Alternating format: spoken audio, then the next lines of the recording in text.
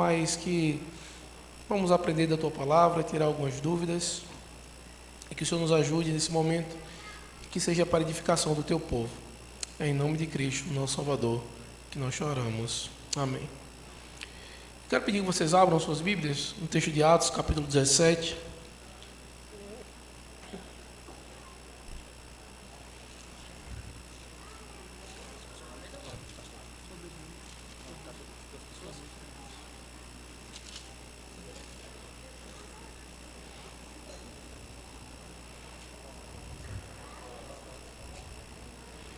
Versículo 10 ao versículo 15, Atos, capítulo 17.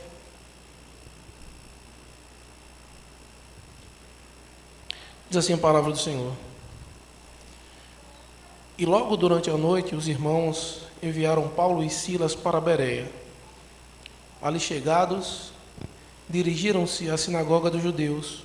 Ora, estes de Bereia eram mais nobres que os de Tessalônica, pois receberam a palavra com toda a avidez, examinando as Escrituras todos os dias, para ver se as coisas eram de fato assim.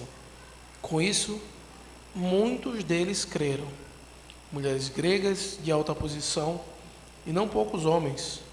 Mas logo que os judeus de Tessalônica souberam que a palavra de Deus era anunciada por Paulo também em Bereia, foram lá excitar e perturbar o povo.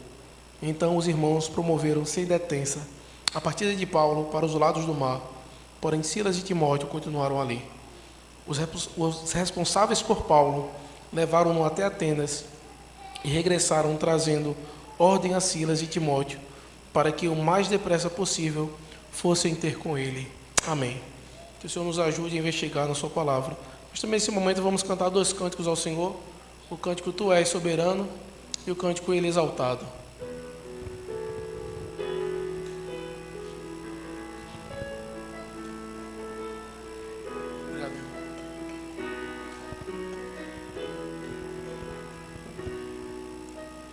Tu és soberano sobre a terra, sobre os céus, Tu és Senhor absoluto. Tudo que existe acontece, Tu sabes muito bem, Tu és tremendo. Tu és soberano sobre a terra, sobre os céus, Tu és Senhor absoluto. Tudo que existe acontece, Tu sabes muito bem, Tu és tremendo. E apesar desta glória que tens, Tu te importas comigo também.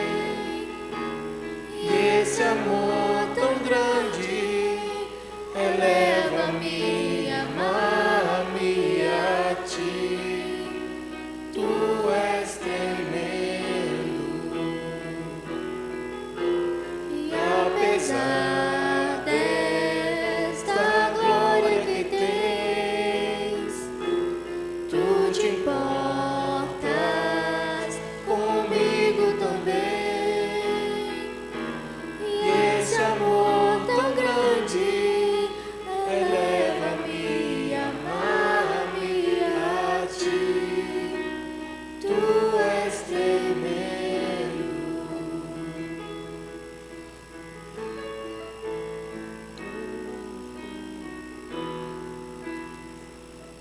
Exaltado.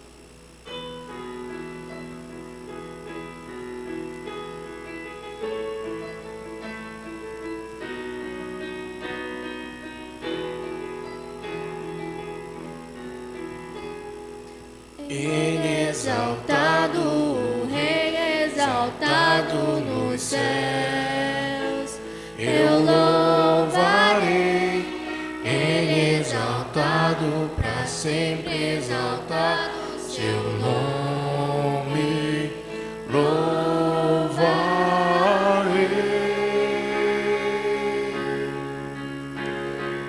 Ele é o Senhor, sua verdade vai sempre reinar. Terra e céu glorificam seu santo nome. Ele é exaltado, o Rei exaltado no céu. Ele é exaltado, o Rei exaltado nos céus. Eu louvarei, Ele é exaltado, para sempre exaltado, seu nome louvarei.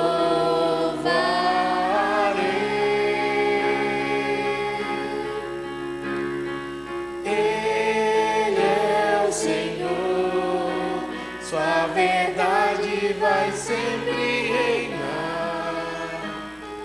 Terra e céu glorificam seu santo nome. Ele é exaltado, o Rei exaltado nos céus. Ele é exaltado, o Rei exaltado nos céus.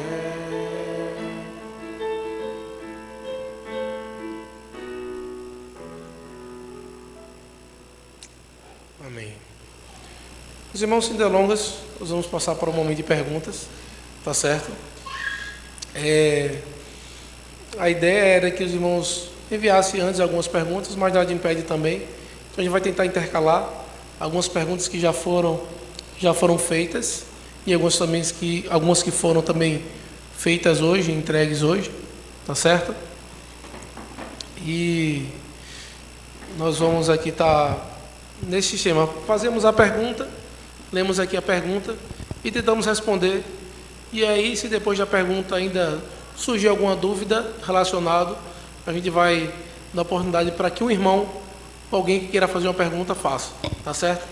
Dependendo da pergunta, nós vamos delongar mais um pouco ou não, tá bom?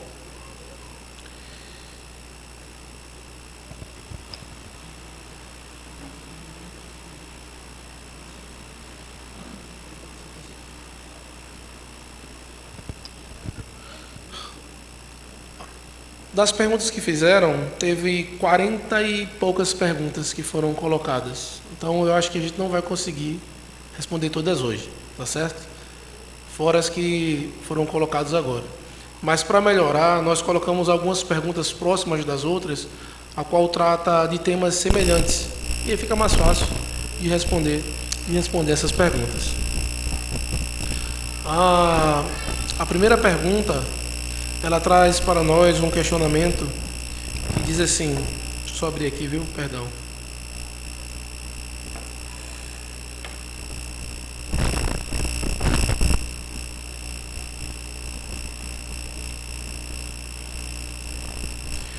A primeira pergunta traz o seguinte questionamento: de que maneira a soberania de Deus é demonstrada na história da salvação de acordo com a teologia reformada? Então, essa pergunta, ela está trazendo um questionamento de como a soberania de Deus funciona durante a história, como é que foi que isso aconteceu. E aí, para responder essa pergunta, o texto de Efésios, capítulo 1, no versículo 4 e no versículo 5, vai nos ajudar.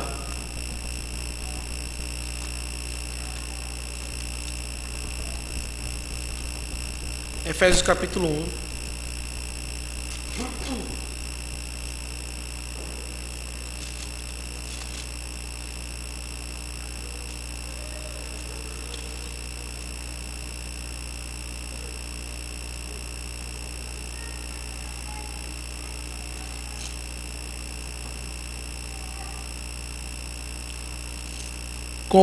Quando nos diz assim: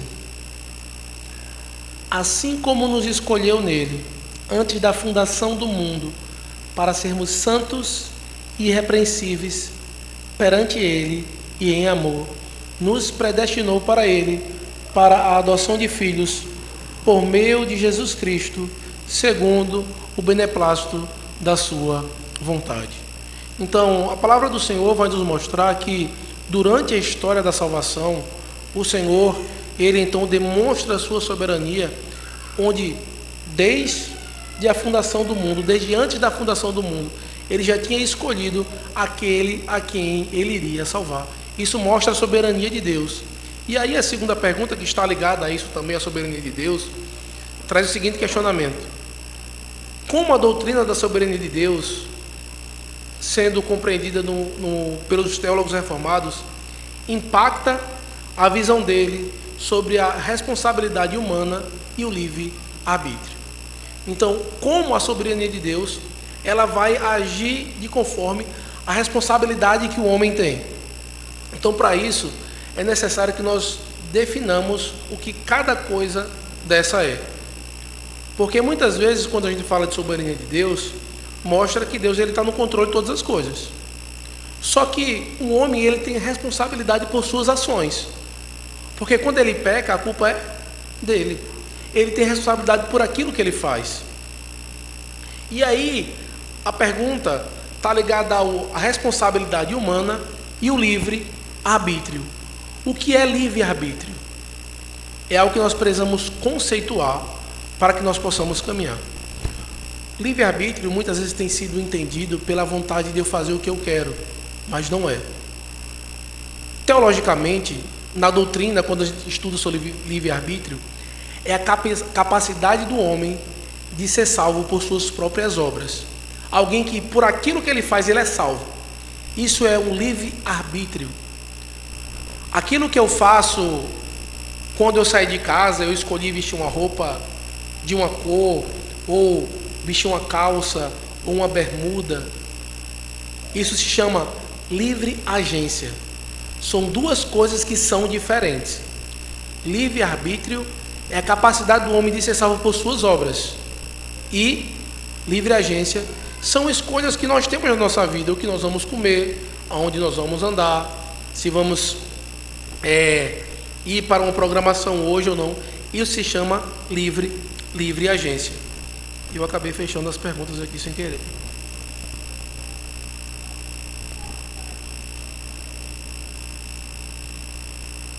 Isso se chama livre agência.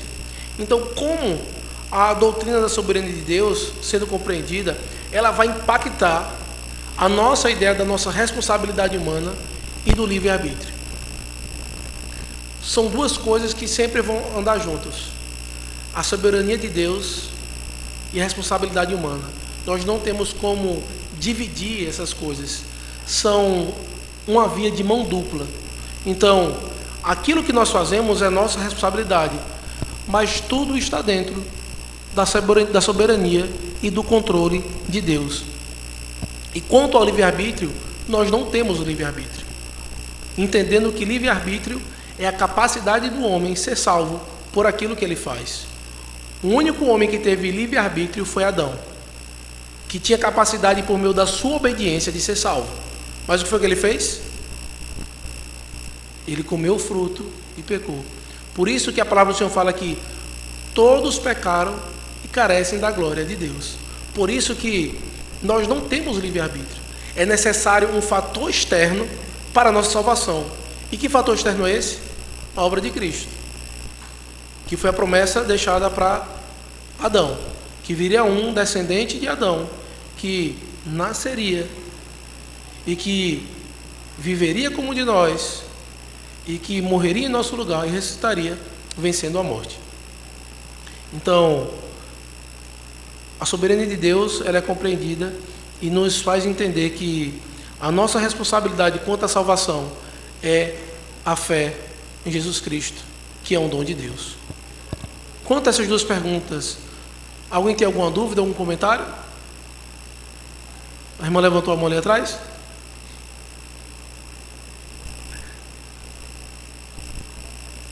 Não?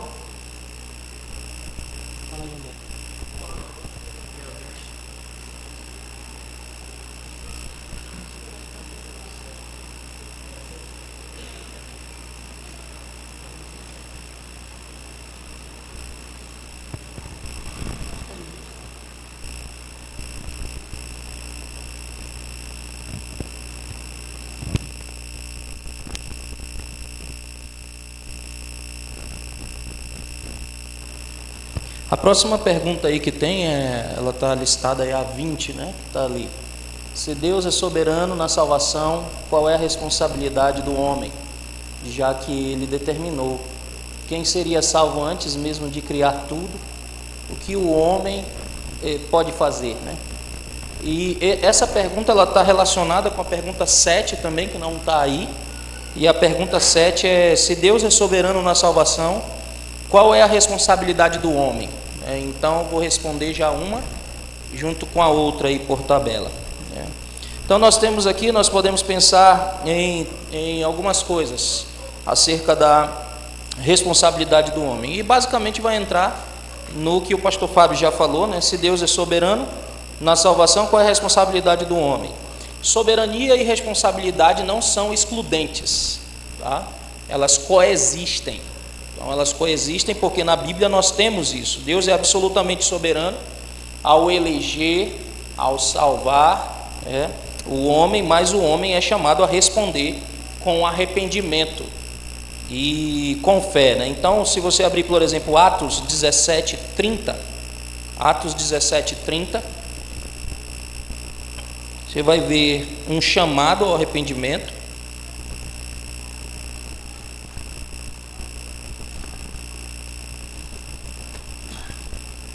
E aí, para ter uma interação aqui, quem achar aí, lê, por favor. 17:30.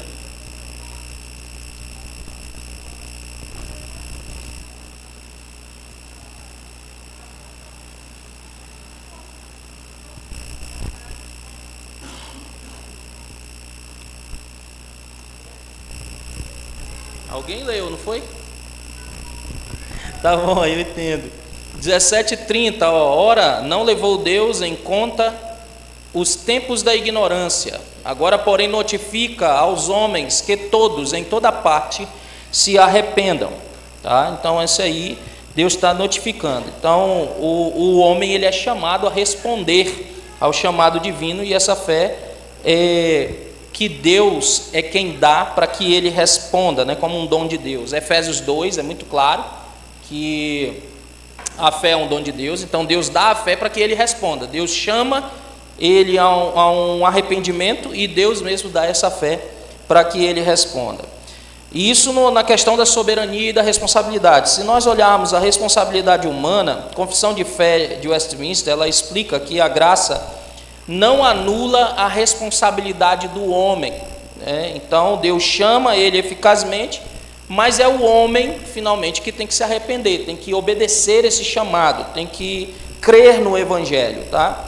Então, como o Catecismo de Westminster também afirma, o dever principal do homem é glorificar a Deus e alegrar-se nele para sempre. Então a obediência ela não é para ganhar a salvação, a obediência nesse sentido, mas para viver de acordo com o chamado gracioso de Deus, porque Deus já capacitou o homem para isso, para responder a ele, a esse chamado, né?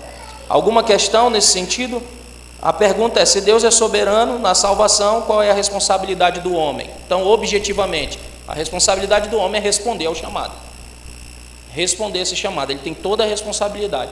Ele não tem como fazer isso de si ou por si, mas Deus concede a ele a fé e o arrependimento ou a capacitação para que ele faça isso. Entende? Diga.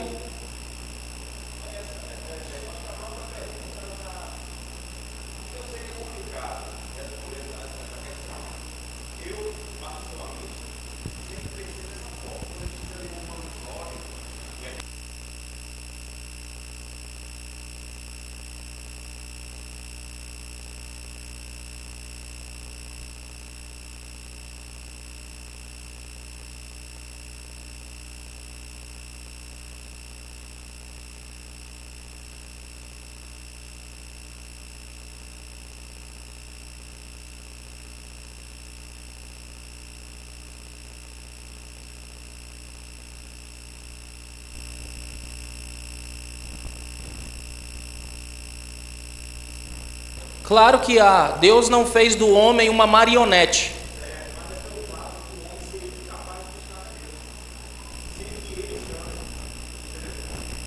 Deus é quem chama esse homem para responder. E ninguém pode resistir à sua palavra. Se ele diz, Lázaro, sai para fora, ele tem que sair. Entende? Então o morto, ao ouvir a voz do Criador, ele tem que se levantar e responder.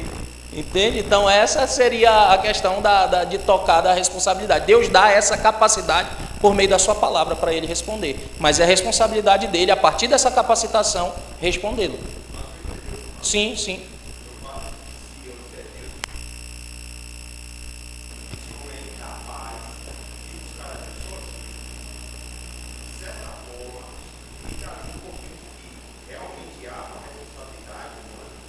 Certamente.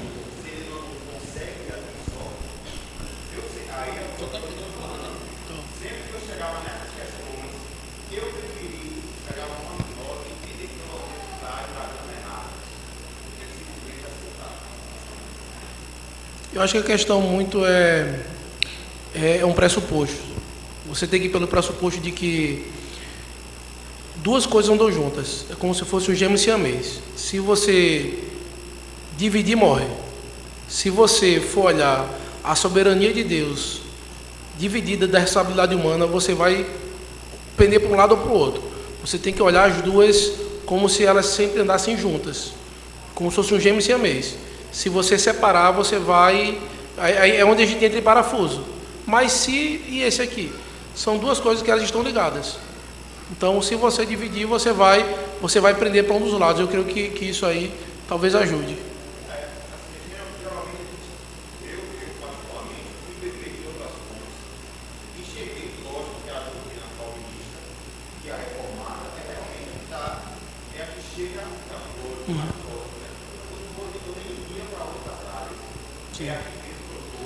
Sim.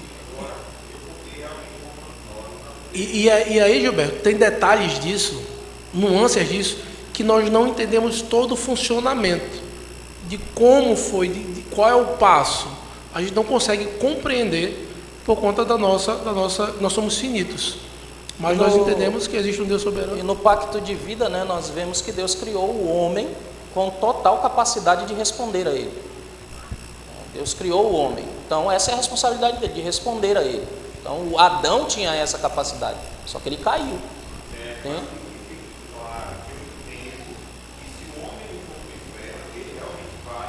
É a responsabilidade dele.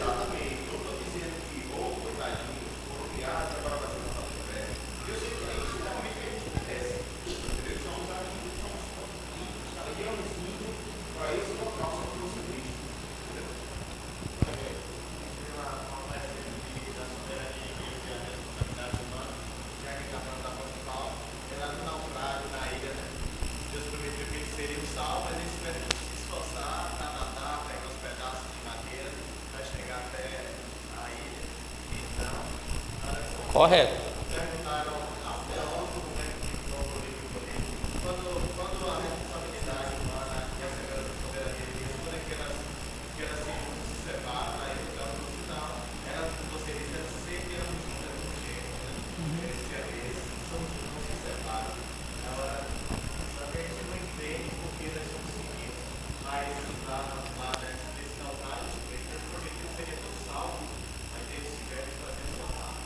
Isso.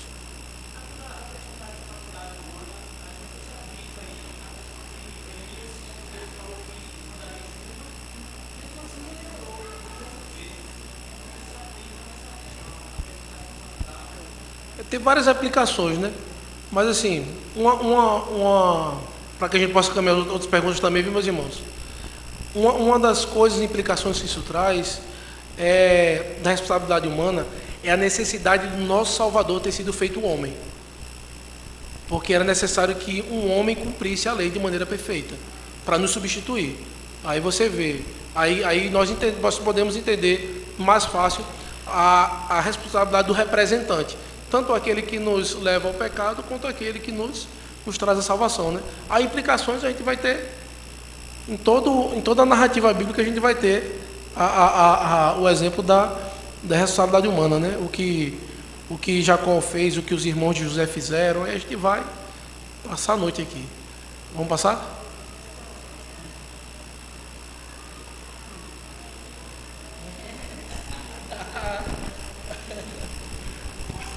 Pergunta 30. O pastor Fábio me deu um golpe aqui agora.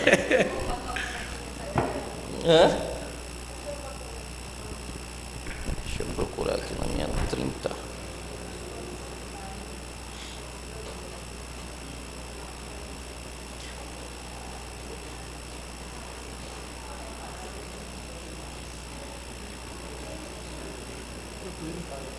Pronto, eu acho que essa pergunta também entra na mesma anterior. Né? Se ele nasceu destinado a trair Jesus, é a responsabilidade dele. Foi tanto decreto divino quanto responsabilidade dele do que ele fez. É totalmente responsável pelo que fez, assim como estava dentro do decreto divino. As duas coisas andam juntas. Né? Sempre que a gente quer ou uma coisa ou outra, a gente vai cair nessa questão. Essas coisas devem andar juntas.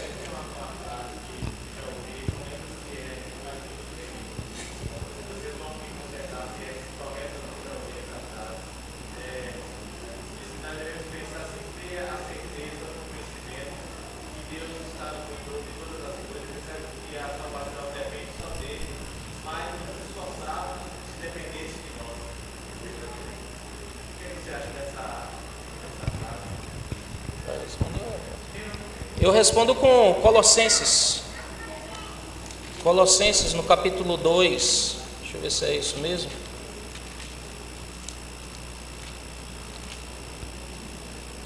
Pronto. Colossenses é capítulo 1.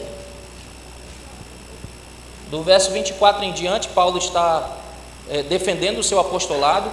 E ele diz: agora me regozijo nos meus sofrimentos por vós e preencho o que resta da aflição de Cristo na minha carne a favor do seu corpo, que é a igreja, da qual me tornei ministro de acordo com a disposição da parte de Deus, que me foi confiada a vosso favor, para dar pleno cumprimento à palavra de Deus. O ministério que estiver oculto dos séculos e das gerações, agora todavia se manifestou aos seus santos, aos quais Deus quis dar a conhecer qual seja a riqueza da glória desse mistério entre os gentios, isto é, Cristo em vós, a esperança da glória, o qual anunciamos, advertindo a todo homem, ensinando a todo homem, em toda sabedoria, a fim de que apresentemos todo homem perfeito em Cristo.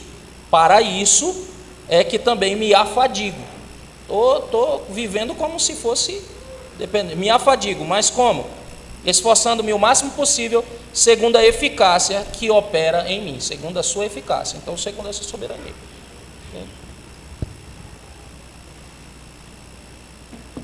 Pergunta de número 3.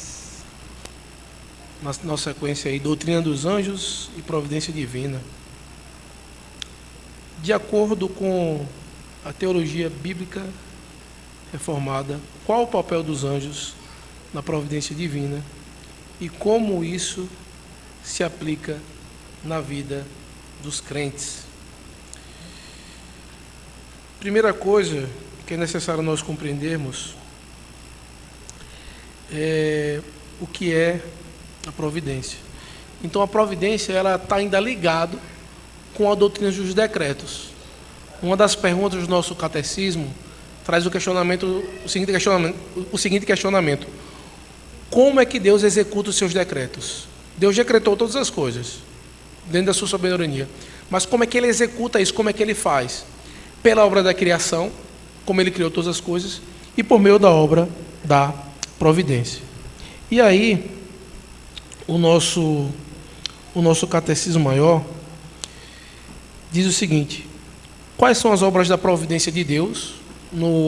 Na pergunta 18, e diz assim: as obras da providência de Deus são a sua muito santa, sábia e poderosa maneira de preservar e governar todas as criaturas e todas as suas ações para a sua glória.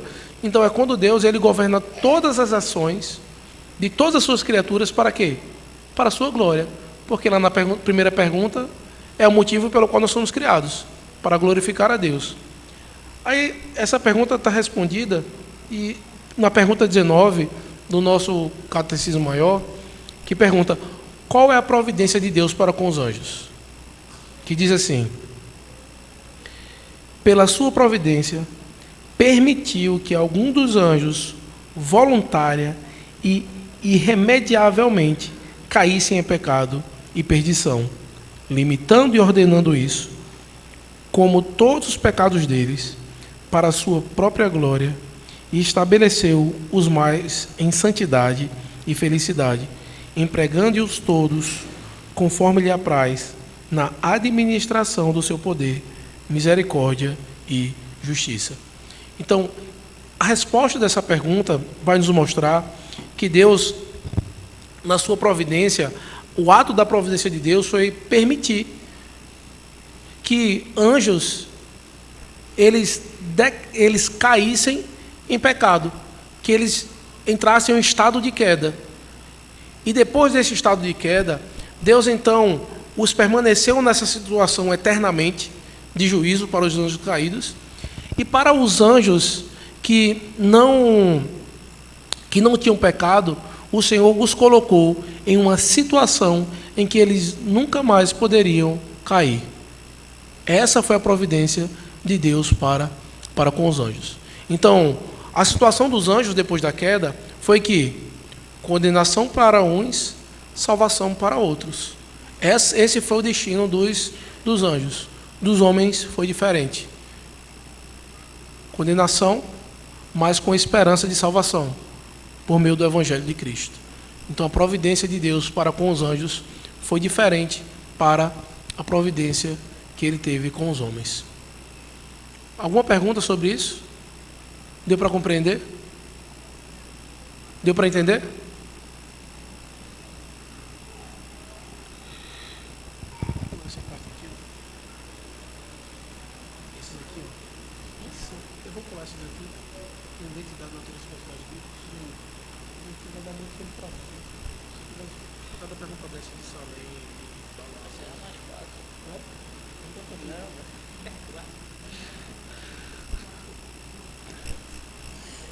Vou jogar para tu então.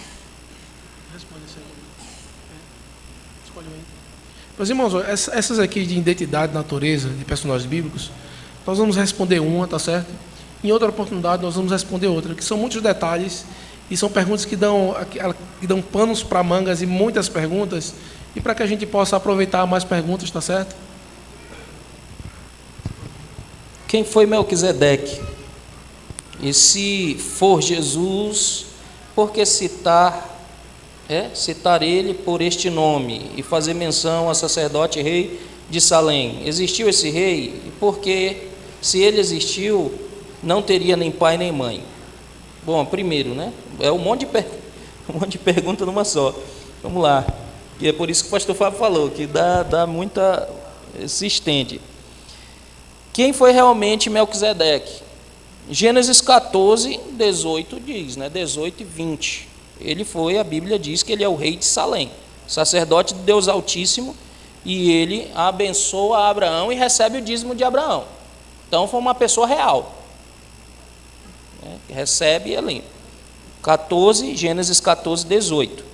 Hebreus 7 fala que Melquisedeque é comparado a Cristo, ou seja, ele também, no Antigo Testamento, é uma figura de Cristo, ele aponta para Cristo, né? Comparado a Cristo, mas não explicitamente identificado com ele, claro, e ele é descrito como sem pai e sem mãe, no sentido de que a sua genealogia não é registrada, assim como nós vemos genealogias sendo registradas no Antigo Testamento. Em Gênesis 5, por exemplo, você vai ver a genealogia de Adão, né? Mais para frente você vai ver a genealogia de Tera, né, o pai Então, todas as Toledotes, elas vão mostrar alguma questão dessa da genealogia. Então, quando fala sem pai, sem mãe, em Gênesis, dentro desse contexto, né, e apontando, claro que Hebreus é quem faz isso, mas olhando lá para Gênesis, sem pai e sem mãe, é porque a sua genealogia não é registrada. Entende? Apenas por isso. Melquisedeque como um tipo de Cristo.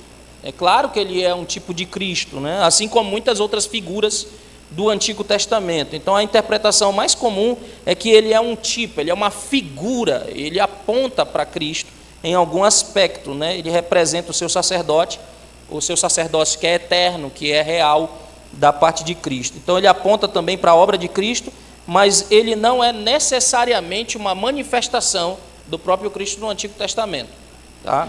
Então ele não é sacerdote e rei.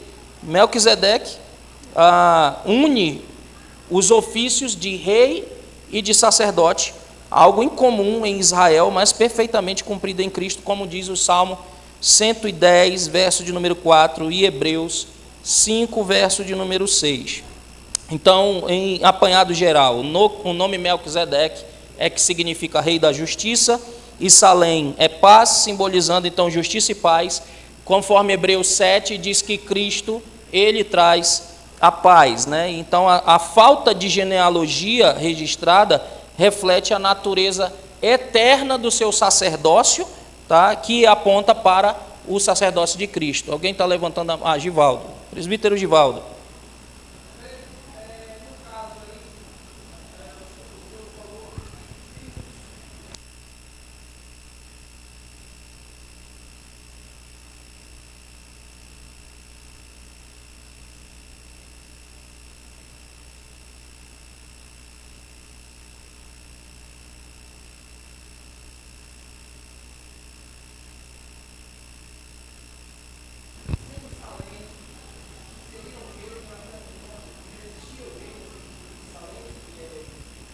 Eu acredito que sim, de trás para frente, né? Eu acredito que sim, que existia esse rei, ele de fato era um rei, ele era um sacerdote, assim como nós encontramos outra situação antes de ser de fato o sacerdócio ser instituído, nós temos Jetro.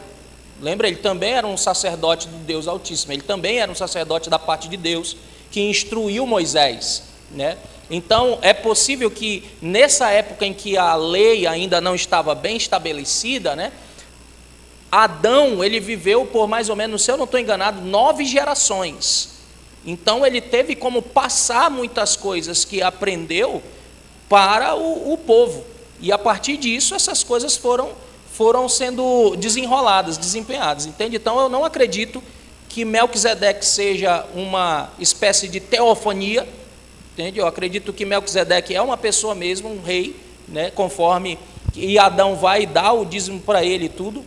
Era um rei de uma cidade mesmo, daquela de justiça, mas que dentro da interpretação bíblica a gente pode pegar como tipologia, como figura, apontando para Cristo. Assim como Davi, Salomão, qualquer um outro, né, em diversos outros aspectos, Abraão, Adão, então todas essas coisas.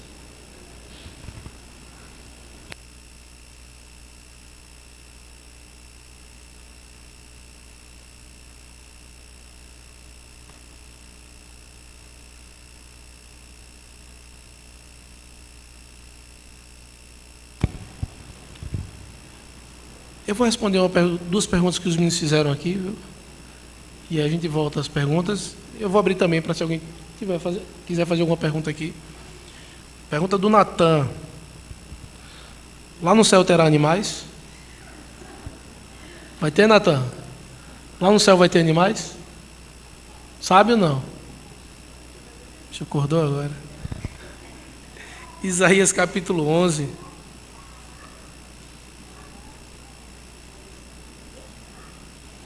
Isaías 65 também vai trazer a mesma linguagem.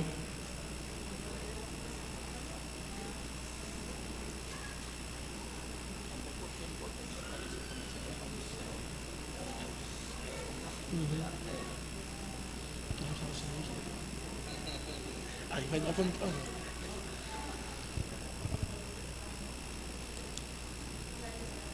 Isaías capítulo 11, do versículo 6 ao versículo 9. E essa pergunta aqui, por mais que ela pareça ser simples, mas ela precisa de um esclarecimento doutrinário, que vai dizer assim, versículo 6. O lobo habitará com 11:6, Isaías 11:6. O lobo habitará com o cordeiro e o leopardo se deitará junto ao cabrito. O bezerro, o leão novo e o animal cevado andarão juntos, e um pequenino os guiará. A vaca e a ursa pastarão juntas, e as suas crias juntas se deitarão. O leão comerá palha como o boi. A criança de peito brincará sobre a toca da áspide, e o já desmamado meterá a mão na cova do basilisco. Não se fará mal nem dano algum em todo o meu santo monte, porque a terra se encherá do conhecimento do Senhor, como as águas cobrem o mar. O texto de Isaías 65 também traz uma linguagem parecida. E esse texto aqui, como o texto lá em Isaías, capítulo 20, Apocalipse 21, versículo 5, vai dizer: eis que faço novas todas as coisas. O que é que nós podemos concluir a partir dessas verdades e desses textos? Como será, o que será o céu? Aonde será o céu? Isso é importante nós entendermos. Porque quando fala-se do céu, nós estamos pensando em um local extra. E nós cremos, diante das Escrituras, que o céu vai ser a terra restaurada. A terra será restaurada. Nós viveremos então em um ambiente do que era para ser do início. A terra não era para ser influenciada pelo pecado. O pecado não era para ter entrado no mundo. O Senhor criou o homem perfeito. Então nós cremos no restauracionismo, onde o Senhor restaurará todas as coisas se fizeram novas. E diante disso, a terra será restaurada. Então, hoje é um tema que nos leva a pensar um pouco diferente, porque a gente já falou um pouco sobre escatologia aqui, em uma da escola dominical. Tem os amilenistas, os pós-milenistas e os pré-milenistas. Todo entendimento que nós temos hoje de céu está ligado ao pré-milenismo. E isso nos faz entender isso de uma maneira um pouco, para não dizer muito equivocada. Uma ideia de um arrebatamento, de ficar aqui, mas a terra será restaurada e nós iremos aproveitar tudo o que o Senhor criou nesta terra de uma maneira perfeita. Então, terá animais no céu, na nova Jerusalém. Viu, Natan? Terá. Como vai ser? Eu não sei como vai ser um leão junto com um bezerro. Eu não sei como isso vai suceder. Mas nós nunca vimos isso. Mas nós nunca vimos o céu. Não sabemos como será lá, né? Outra pergunta também feita por Miguel, relacionada ao céu, é se lá no céu iremos poder reconhecer as pessoas. Sim, nós vamos reconhecer as pessoas. Então, vamos conhecer uns aos outros, iremos estar vivendo de uma maneira perfeita. Então, você não vira uma nova pessoa. Você não tem uma espécie de amnésia e agora foi resetado e vai começar tudo do zero. Não, você irá conhecer todas as pessoas, tá certo? Conta aí se alguém tem alguma pergunta, alguma dúvida.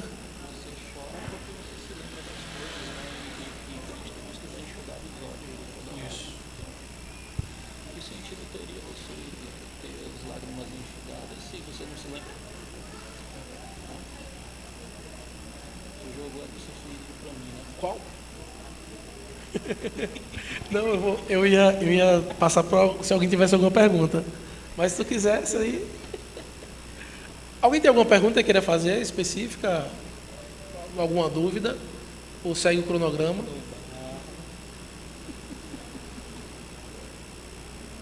Ninguém?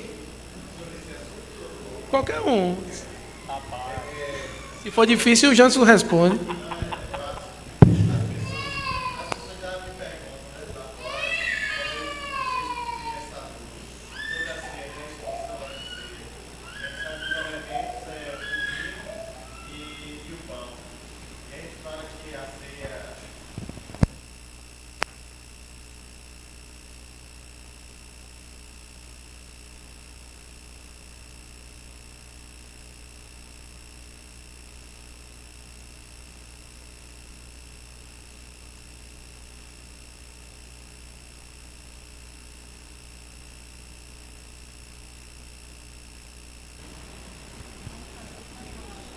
Tu tá afiado, tu falou isso aqui recente.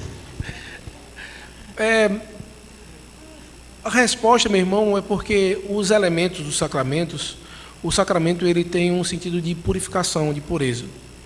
Então, tem coisas que você coloca em elementos que tira a sua pureza. Um pouco de fermento leveda toda a massa. Quando você vai batizar alguém, você não vai batizar com água suja, com água encardida. Por quê? Como é que você vai trazendo um símbolo, algo que não é só um símbolo, né? Mas que está ali, uma santa ordenança do Senhor que vai purificar alguém? Você vai usar uma água suja? Você vai usar um pão? Você vai colocar fermento? Você vai pegar a uva, o suco de uva, e vai colocar açúcar? Então, todo o processo que vai ser trazido, quanto aos elementos, tem um sentido de purificação. Então, por que a água tem que ser limpa? Por que o pão tem que ser sem fermento? Por que o vinho tem que ser o vinho alcoólico? Por quê? Porque todo o símbolo tem esse sentido e o significado que ele tem de purificação. Então, nesse aspecto, é por isso. É por conta do sentido da purificação que é dada nos elementos. Então, é uma água limpa, o pão sem fermento e o vinho sem adição de açúcar ou a sangria, né? E até mesmo essa ideia de suco de uva na ceia do Senhor é algo novo. Então, até o século XVIII não existia suco de uva. Não existia como ou você tomava na hora ali, ou logo estragava. Então, o processo de pasteurização é algo novo, não existia antes. Então, as pessoas olham para as escrituras e falam, não, mas ali era sem álcool. Não existia isso. É algo do século XVIII, se eu não me engano, ou 17 ou 18, que começou o processo de pasteurização. Então, como é que começou um processo no século XVIII e já fazia no tempo de Cristo, no período do primeiro século? Então, o sentido do que é usado é de purificação, de não ter nenhum acréscimo. E aí, surgem várias perguntas a partir disso. Então, quer dizer que a nossa ceia não está sendo aceita por nós, talvez colocarmos um pão com um pouco de fermento e talvez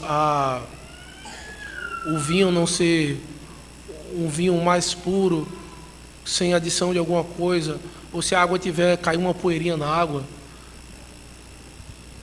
não quer dizer que não é aceito, mas quer dizer que nós estamos distante. É o princípio que vem das Escrituras.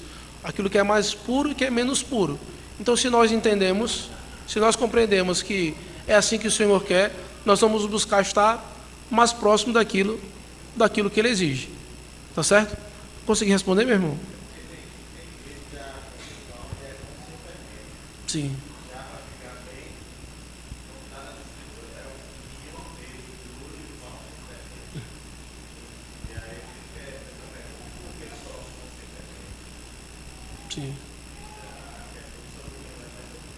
Sim.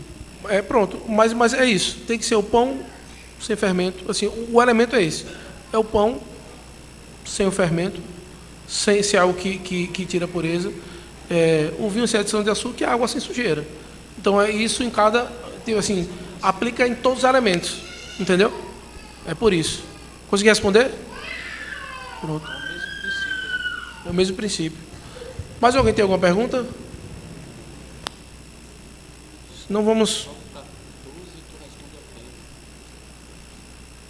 Como é?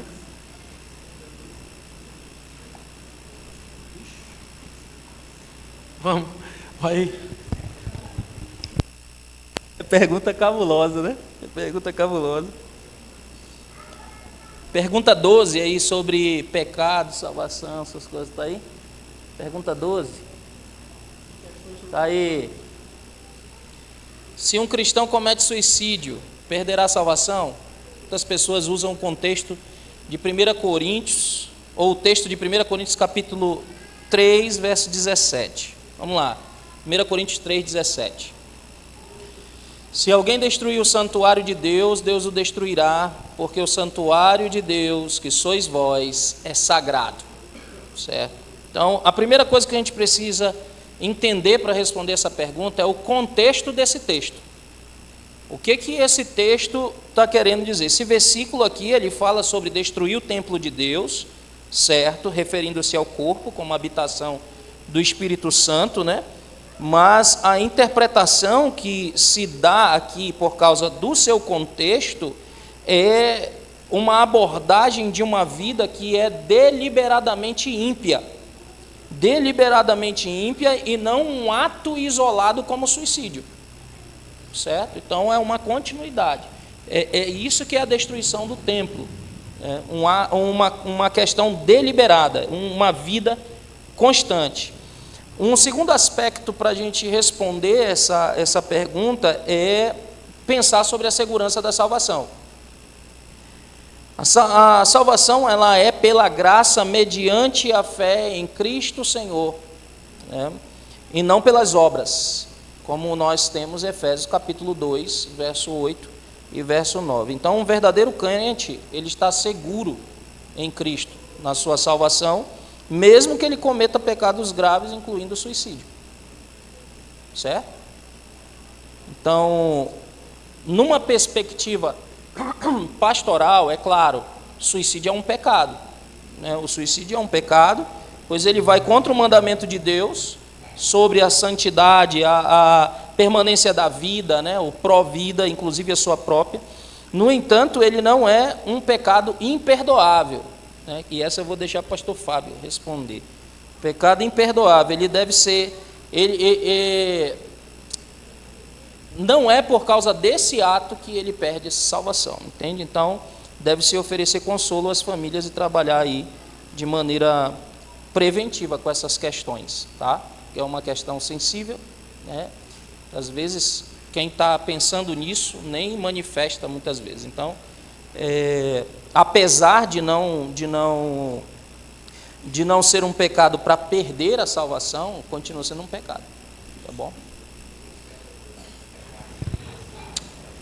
Exato. Isso mesmo. E assim, né? Só complemento. O pecado, ele externa muito daquilo que está no nosso coração.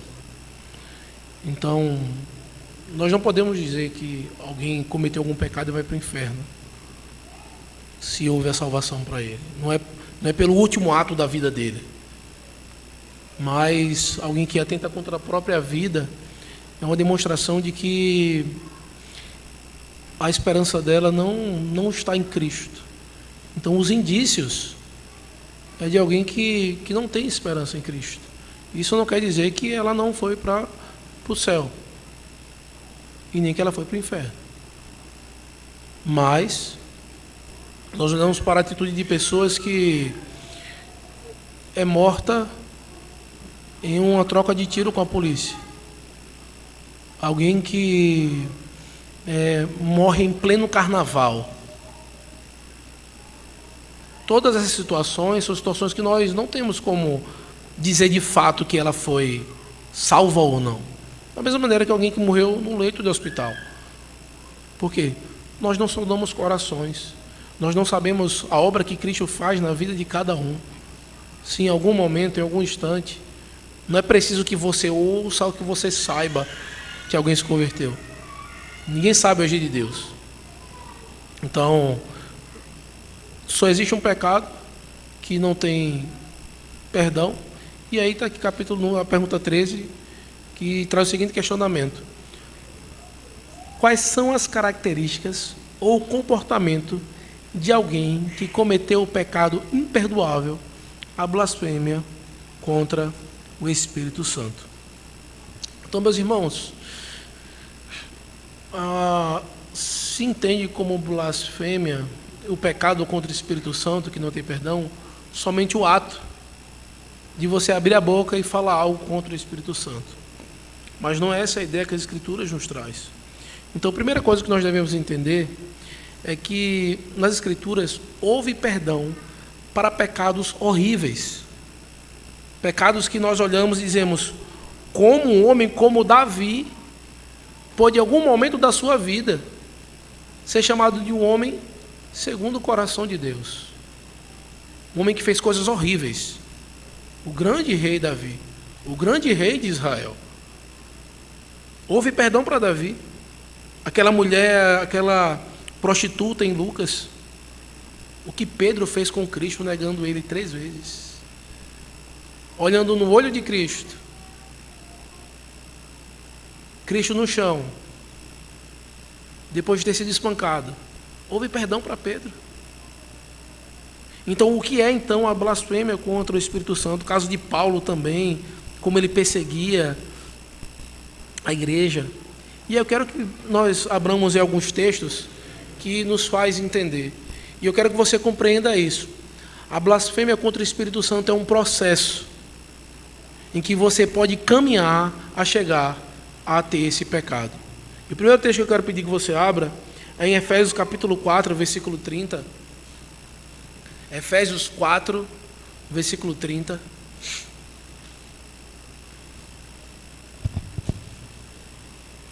Alguém que achar pode ler, tá bom?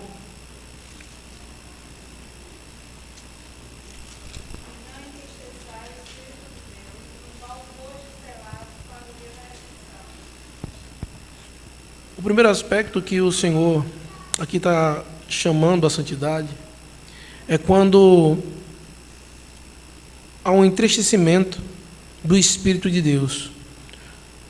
Nós estudamos na quinta-feira um pouco sobre o trabalhar do Espírito na vida do crente. E quando nós pecamos contra o Senhor, quando nós obedecemos a sua lei, o primeiro passo em que nós estamos caminhando para o pecado sem perdão é justamente quando nós entristecemos o Espírito Santo, quando nós somos motivo de alegria para o Espírito Santo de Deus. Então, meu irmão, toda vez quando você peca, você está dando um primeiro passo para o pecado sem perdão. Toda vez que você não quer submeter a palavra do Senhor, seja de ser um assassino quanto mais, como alguém que somente olhou para trás, você está dando um primeiro passo para o pecado sem perdão. Outro texto que eu quero pedir que você abra é o texto de Atos 7, 51. Por isso que quando você peca, a palavra do Evangelho é: se arrependa do seu pecado. Se arrependa do seu pecado. Então, quando nós pecamos e entristecemos o Espírito Santo, que o Espírito Santo nos incomoda e diz: se arrependa. E aí pode acontecer o caso de você dizer: não vou me arrepender não. Isso é besteira, só olhei para trás, eu não matei ninguém. Atos 7, versículo 51. Alguém pode ler, por favor?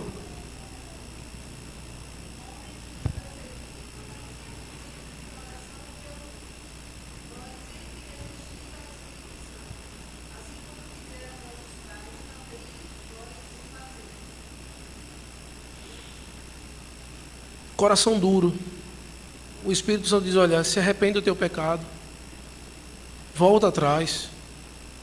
Mas ele não. Ele, além de entristecer o Espírito, ele começa a resistir o Espírito. Ele não quer mudar, ele não quer submeter a palavra do Senhor. Ele quer a vontade dele e pronto, ele quer o seu desejo e pronto. O segundo passo para alguém que está caminhando para o pecado que não tem perdão é porque ele entristeceu o Espírito e agora ele está resistindo ao Espírito. Ele não se arrepende do seu pecado, ele continua de maneira persistente.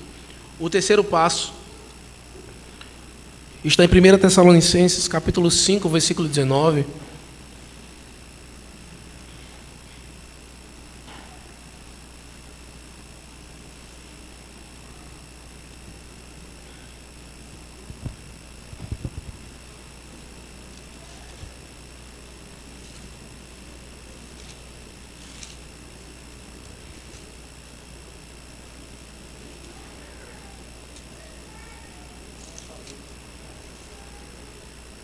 Quem achar pode ler, tá bom?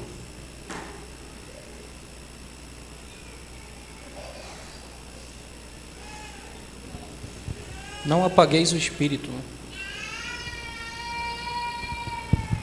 A última coisa que nós podemos ver é justamente o caminhar de alguém que resiste ao Espírito. O Espírito é apagado. E esse é o pecado que não tem perdão. Um coração duro, resistente à palavra do Senhor. E qual a solução para que nós não caiamos nesse pecado? é ouvir a palavra e se arrepender. É não ser resistente às Escrituras, para que nós não chegamos a ponto de apagar o Espírito. E aí, nós temos pregado no livro de Marcos, mas eu quero pedir que você abra em Hebreus capítulo 3.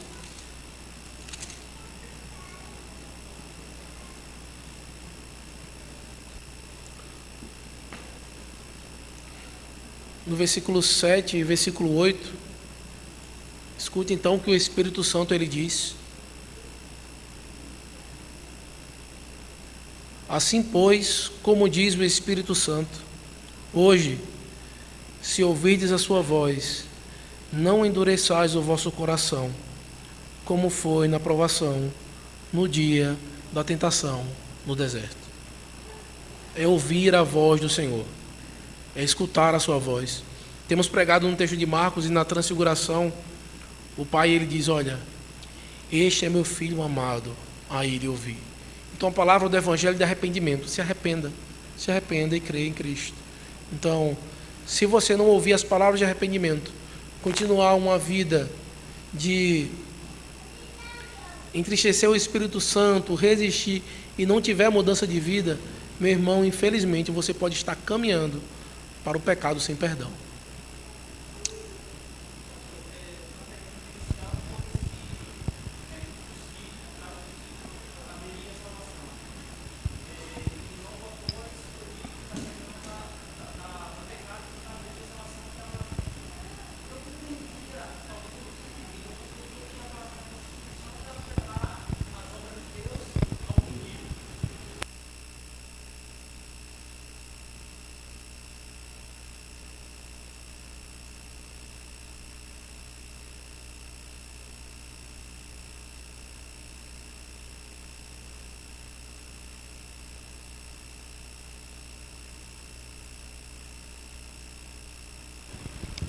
Meu irmão, nós pecamos contra o Pai, nós pecamos contra o Filho, nós pecamos contra o Espírito Santo, nós pecamos contra os outros, nós pecamos contra nós mesmos.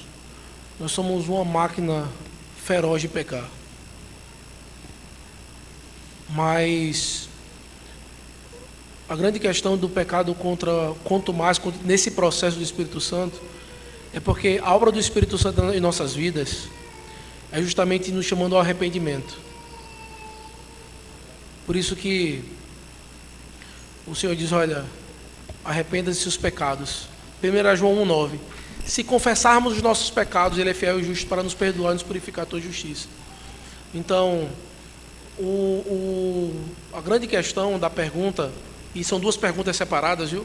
Teve a 12 sobre suicídio, depois foi a 13 sobre a blasfêmia contra o Espírito Santo. Então não é uma atitude pontual, é uma atitude de alguém que tem uma vida obstinada de pecado e distante do Senhor. Tem 12 livros que ele é muito bom que o cristão leia na sua vida, além das Escrituras. Um deles é o Peregrino e o outro é Jornada para o Inferno. São 12 livros que contam uma história semelhante. Da mesma maneira como o cristão, ele vai para o céu, e como tem alguém, ali o personagem, caminhando para o inferno. Então, a caminhada do cristão é uma, para o inferno é outra. E é justamente esse caminhar, esse proceder. E aí poderíamos passar a noite citando textos, né? Então, o que é que nós podemos fazer para nós não termos o pecado que não tem perdão? É nos submetermos à palavra do Senhor, ouvirmos a palavra de Deus.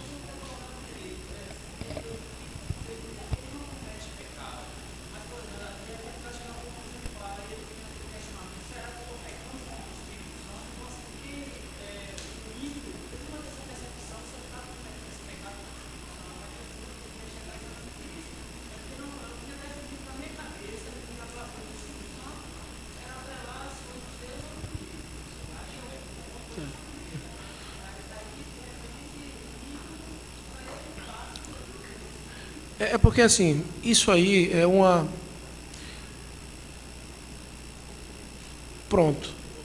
Uma laranja, ela tem vários gomos. Isso que você falou é um dos aspectos disso, entendeu? E são implicações que isso traz. Ele não é o todo, ele é uma parte, entendeu? Isso é uma parte do todo. Então, você tem que pegar o todo e aplicar a cada parte, entendeu? Então, essa sua compreensão, ela precisa ser preenchida com o todo o entendimento do que é blasfêmia do Espírito Santo, não só uma parte. Porque se você pegar uma parte, você vai esquecer, você vai dizer, você não vai chupar uma laranja toda, você vai pegar só um gomo da laranja. E aí a ideia é que você pegue todo o aspecto e você vá aplicando o que é o pecado contra o Espírito Santo. Então, isso é uma das coisas que acontece de alguém que peca contra o Espírito Santo. É um dos aspectos, não o todo. Entendeu?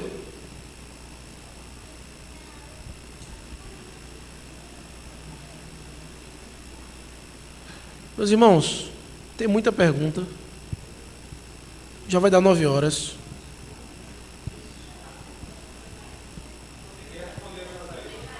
Quais? A 28, aí o pessoal tá... É pecado. Pronto. Fui rápido. Meus irmãos, teve essa pergunta aqui, 28. É pecado beijar a boca, na boca durante o namoro? É pecado você beijar na boca fora do casamento.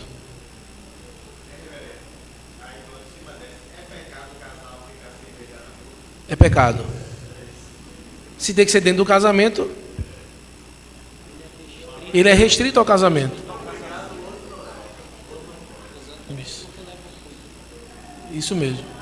E aí, meus irmãos, e assim, meus irmãos, olha, há 2 gerações atrás isso era ponto passivo. Há 2 gerações atrás, entre os ímpios, isso era ponto passivo. Então você olha para 2 gerações atrás, 3 talvez, depende da geração que você faz parte. É ponto passivo que isso era errado. Isso não se fazia.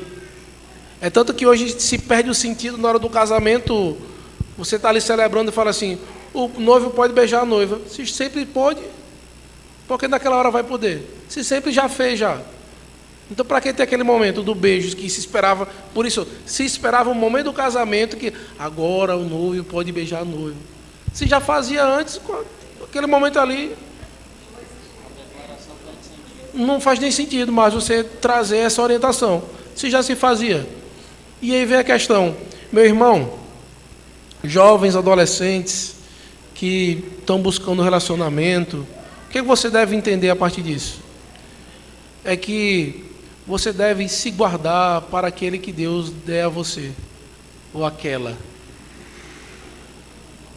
Você não precisa de conhecer outras pessoas. Não tem nenhuma necessidade disso. Primeiro, que quebra a lei do Senhor. O Senhor fala que é um homem para uma mulher. Se você tem que fazer algo só dentro do seu casamento, espere para fazer com o seu esposo e a sua esposa.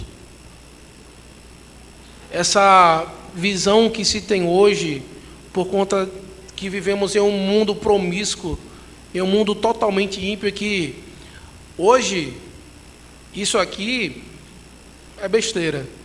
Hoje o que é normal para o mundo é relacionamento aberto. A pessoa tem um relacionamento, mas ele pode ficar com quem quiser, namorar com quem quiser, sair com quem quiser. Isso é realidade hoje. E se espera que daqui a 2, 3 gerações não se tenha pergunta na igreja dizendo assim, é pecado ter relacionamento aberto? Se formos caminhar segundo o que o mundo caminha, nós vamos caminhar para isso. A igreja absolveu muito isso, mas é errado. É errado. Se fez, se não fez, a questão foi pecado. E aí agora, nesse entendimento, os filhos devem compreender isso. Na verdade, o próprio namoro em si, ele é pecaminoso. O modelo bíblico de relacionamento é outro. É outro. Então, como uma criança de 12 anos, adolescente de 12 anos, que não sabe nem na lotérica pagar um boleto, vai começar um relacionamento para casar. Porque o cristão, quando ele inicia um relacionamento, é para casar. Como uma pessoa de 12 anos que não paga nem a roupa que veste, nem um pouco come de manhã, ele vai iniciar um relacionamento. E aí o que acontece? Sexualização precoce. E aí vem todos os outros problemas relacionados a isso. E aí começa a sexualização precoce, vários parceiros antes do casamento. E aí vem problemas, e aí muitas vezes tem filho fora do casamento, várias moças viram mães solteiras.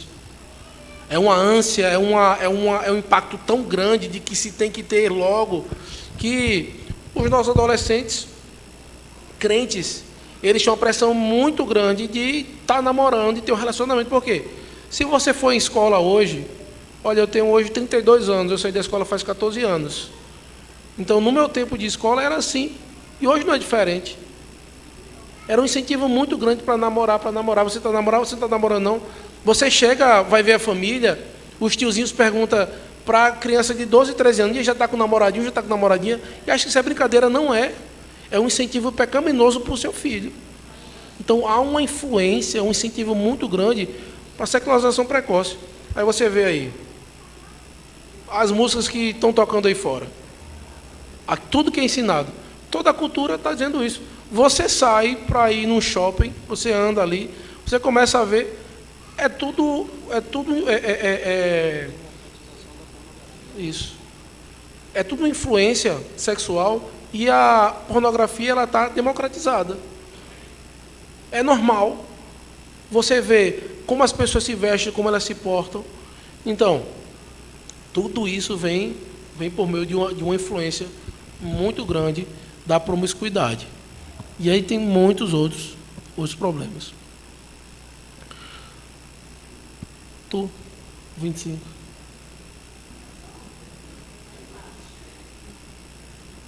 Deixa ele ganhar. 25, pecado cometido antes da conversão, que foi arrependido e confessado diante de Deus, mas ainda traz inquietação. O que fazer?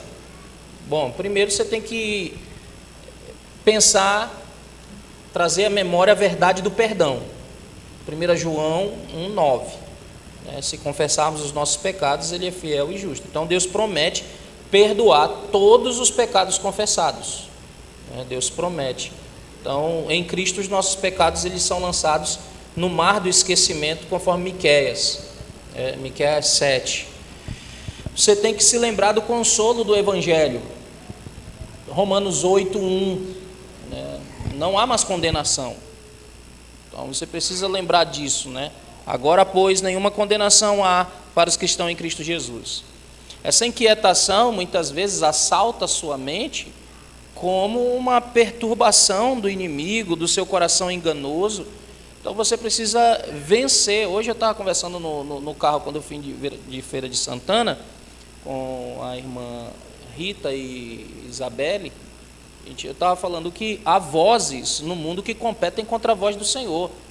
Nós vimos isso em Gênesis, a voz do diabo falando aos nossos primeiros pais, certamente não morrereis. Quando a voz de Deus disse, certamente morrereis. E a outra voz diz, certamente não morrereis. Como o próprio inimigo veio com Cristo e disse, se tu és o Filho de Deus, colocando em xeque a situação dele. Então memorize passagens da segurança do perdão para a sua vida. Se você está lutando com isso, ore por paz, por essa sensação de paz, por essa paz na sua consciência. Busque ajuda pastoral se for necessário, se você estiver lutando com isso. Agradeça a Deus por sua graça e se lembre de que a sua identidade em Cristo não está no passado, está no próprio Cristo. Então é a sua identidade em Cristo, ok?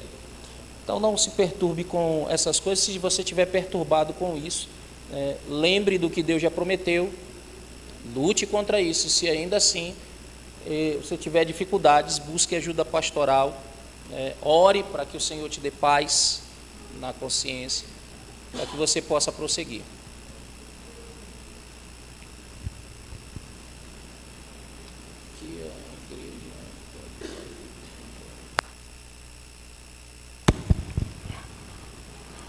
O que a igreja pode fazer por um jovem com problemas de álcool, substâncias e possível dano mental que perdeu o rumo?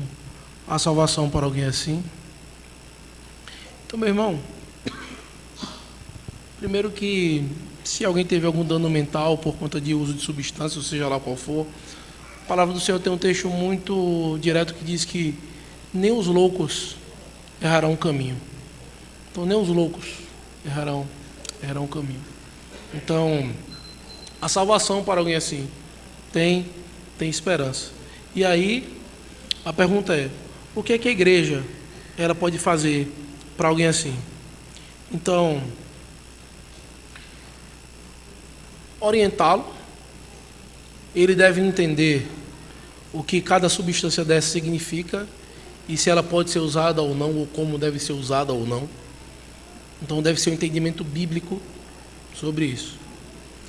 Então, nós não podemos seguir os passos de pedagogias, de psicólogos. E o grande problema é que a igreja, quando vai aplicar essas coisas e vai lidar, a primeira coisa que as pessoas pensam é: vou colocar essa pessoa na assistência social e vou colocá-la numa clínica de reabilitação. É tudo que nós fazemos. Você, por acaso, já visitou alguma clínica de reabilitação de pessoas que são usuárias de droga ou do álcool? Talvez seja uma coisa boa, talvez os homens, é um ambiente melhor para os homens, de nós visitarmos. Lá não tem nada de reabilitar ninguém. São pessoas que ficam no ócio, às vezes uma coisa ou outra, e somente não tem possibilidade de ter acesso ao álcool. Mas não tem nada prático que ajude isso. E aí, quando a gente vai falar sobre esses assuntos na igreja, ou trazer ensinamento sobre isso, nós pegamos os 12 passos dos alcoólicos anônimos e queremos aplicar segundo na igreja. Nós não olhamos o que as Escrituras diz, o que fazer, como fazer e por que fazer, se pode ou não fazer. Nós pegamos argumentos científicos ou de pesquisas que foram feitas, ou os passos do Alcoólicos Anônimos. Olha, você é impotente perante o álcool, você não consegue vencê-lo, mas você tem que acreditar em um poder superior que lhe traz a sanidade. O problema é o primeiro gole. O problema está aí, é o primeiro gole. Não olha o homem como pecador. O problema está no coração do homem. Não está fora. Não é aquilo que entra. Mas o problema está dentro do coração do homem. Seja qualquer pecado. Isso a gente vai aplicar em qualquer situação. Seja de alguém que tem uma vida perversa, de viver de preguiça, ou alguém que era ladrão antes. Quando ele chegar na igreja, alguém que foi convertido, o que é que eu vou fazer para ele? Vai trabalhar, meu irmão, vai viver, ter uma vida digna. Alguém que tinha uma vida promíscua antes da igreja, o que é que eu vou fazer para ele? Não case. Olha, você agora vai para o celibato. Não, você agora vai viver de maneira santa. Você vai casar e agora vai lutar para ser fiel. Se alguém que era um assassino, alguém que vivia irado, queria sempre estar brigando, diz: olha, agora que você é crente, meu irmão, santifique agora seu domínio próprio. E o domínio próprio ele é aplicado em todas as áreas da sua vida. Então, tudo isso tem que ser visto com cuidado correto. Então, a nossa base para ajudar isso aqui está nas Escrituras, no passo de santificação, de como fazer, se pode fazer, e analisar caso a caso. Mas, se formos aplicar os alcoólicos anônimos, nós devemos mudar a placa dali da frente e não colocar a igreja, colocar assistência social. E aí a assistência social faz o trabalho deles. E a igreja vai trazer uma esperança para a alma. E não dizendo que talvez essas coisas não tenham sua validade de uma clínica de reabilitação, de instrução, mas a única coisa que pode trazer esperança para o homem se chama o Evangelho por meio do Cristo ressurreto, que morreu para nos salvar. Amém? Mas irmãos, vamos ficar por aqui. Sei que tem perguntas que vocês querem ouvir. A última? Qual é a última? Vocês querem escutar rock, é? Vocês querem escutar rock? Meus irmãos, um cristão pode escutar rock? Depende do rock. Depende do rock. Depende da música. Muitas vezes a liberdade cristã, a maioria das vezes, eu não vou dizer muitas vezes, a maioria das vezes a liberdade cristã ela é usada para dar ocasião à carne. Seja qual for a música que você for ouvir, seja qual for o filme que você for assistir, seja qual for o livro que você for ler, analise bem a letra, analise bem o filme, veja se realmente dá para assistir, se convém, entendeu? E é uma questão de consciência, viu, meus irmãos? É uma questão de consciência. Tem alguns casos que são de consciências, mas tem umas que não são. Porque tem bandas de rock que elas são satanistas, que as letras delas são satanistas. Mas tem boas bandas que dá para escutar.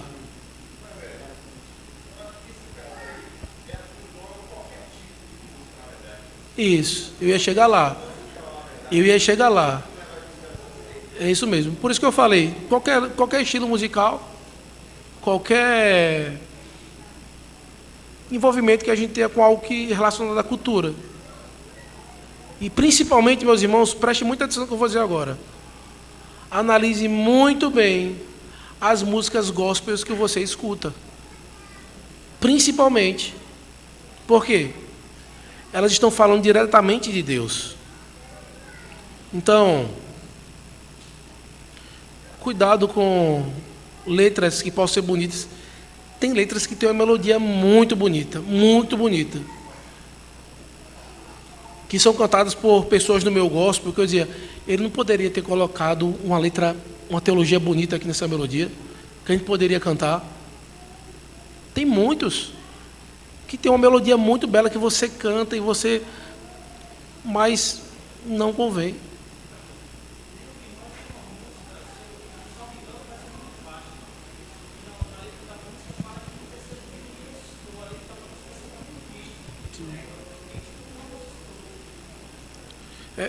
Vem várias, né? Por exemplo, você vai escutar músicas. Ninguém é neutro. Ninguém é neutro. Então não acha que ninguém. Eu vou escrever uma música aqui que eu não. Ele coloca a mentalidade dele. Você vai escutar, por exemplo, Tim Maia. Teve uma época da vida de Tim Maia que ele fez parte de uma seita, que ele escreve as músicas trazendo a filosofia dessa seita. E as pessoas cantam vibrando e não sabe disso. Mas está lá toda a filosofia de seguir. Ele mesmo fala na música, dentre outras. Então, ninguém é neutro. Então, analise tudo. Analise o que você vai ouvir. Veja se convém. Nós temos que ter maturidade para isso. Por isso, é um assunto que é de liberdade cristã.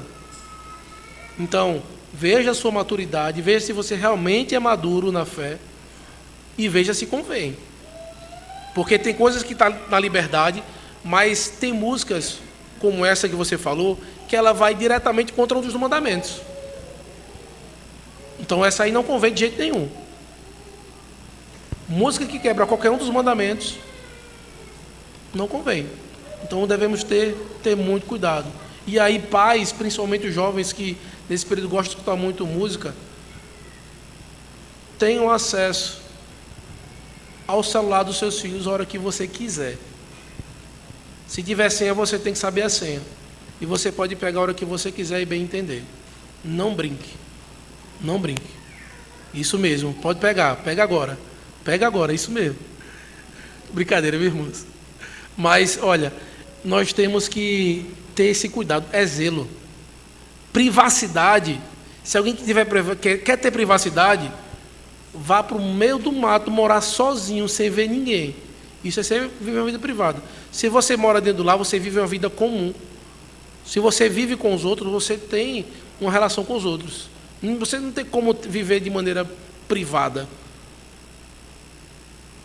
Eu tenho minha privacidade diante daquilo que eu tenho minha autonomia, no sentido de responsabilidade. Mas eu sempre presto conta a alguém. Todo mundo presta conta a alguém. E o pior são aqueles que prestam conta diretamente a Deus. Porque muitas vezes ele pode cair na besteira de achar que ninguém está cobrando ele. Sim. Sim.